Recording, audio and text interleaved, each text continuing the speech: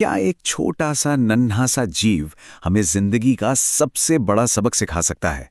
आज हम एक बहुत ही सीधी सादी हिंदी कविता की गहराइयों में उतरेंगे और देखेंगे कि ये हमें काम और महत्वाकांक्षा के बारे में क्या कुछ सिखाती है। अक्सर ऐसा होता है ना कि हम बड़े बड़े जवाबों के लिए बड़ी बड़ी जगहों पर देखते हैं।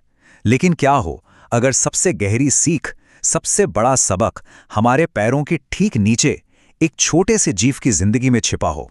बस यही सवाल इस कविता का दिल है और आज हम इसी की पड़ताल करने वाले हैं। तो चलिए, हमारी कहानी का जो हीरो है ना, उसकी यात्रा यहीं से शुरू होती है। और ये हीरो कोई और नहीं, एक चींटी है। पर रुकिए, यहाँ चींटी को सिर्फ एक कीड़ा मत समझिएगा। वो तो लगातार एक मकसद के साथ काम करने का एक जीता जागता प्रतीक है। इस कविता में एक बहुत ही खूबसूरत, एक बहुत ही दिलचस्प लाइन आती है, श्रम का राग। अब इसका मतलब सिर्फ मेहनत करना नहीं है, नहीं, इसका मतलब ये है कि चींटी का हर एक कदम, उसकी हर एक हरकत अपने आप में एक धुन है, एक गीत है जिसे वो गाती जा रही है। कविता शुरू ही इन कमाल की पंक्तियों से होती है। इसका मतलब जानते हैं क्या है? कि चींटी की जिंदगी सिर्फ चलना फिरना नहीं है, ये तो मेहनत की एक लगातार बजने वाली धुन है। वो ना तो रुकती है ना थकती है, बस अपने काम के संगीत में खोई रहती है। अच्छा, तो अब कहानी में आगे बढ़ते हैं।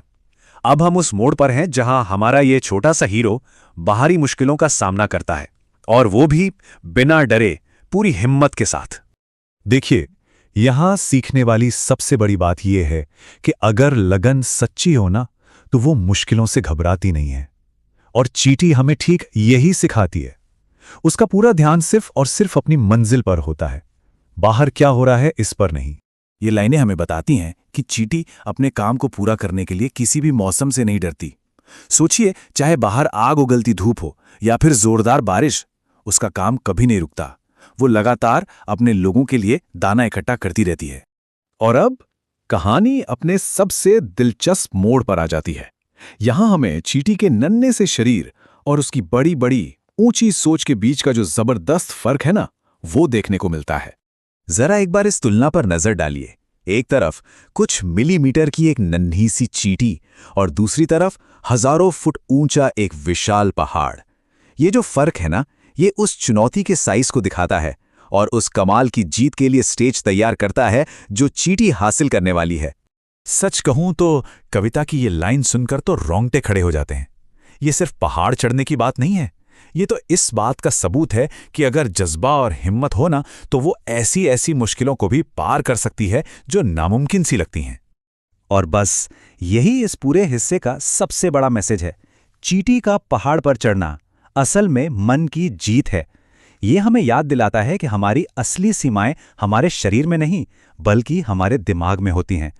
तो अब हम आ गए हैं अपने आखिरी हिस्से में, वो हिस्सा जहां हमारे हीरो की यात्रा पूरी होती है और इस सफर से जो गहरी सीख उसे मिली है, वो सबके साथ बांटी जाती है। चींटी के इस पूरे सफर से जो सबसे आखिरी और सबसे जरूरी सीख हमें मिलती है ना, वो अब सामने आने वाली है। कह सकते हैं कि ये इस पूरी कविता का निचोड़ है। और ये रही वो आखिरी और सबसे गहरी सीख। कविता मेहनत को सिर्फ एक काम नहीं मानती, बल्कि उसे एक पवित्र काम, एक पूजा का दर्जा देती है। चींटी के हिसाब से अपने काम को पूरी लगन और ईमानदारी से करना ही भगवान की सबसे बड़ी पूजा है।